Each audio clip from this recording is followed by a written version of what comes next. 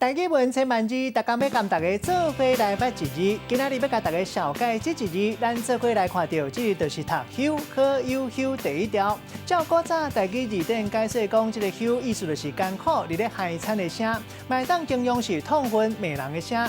另外，现代字典解说讲，这个休是大声化的化声，意思就是赶紧化，咱卖当讲是化休。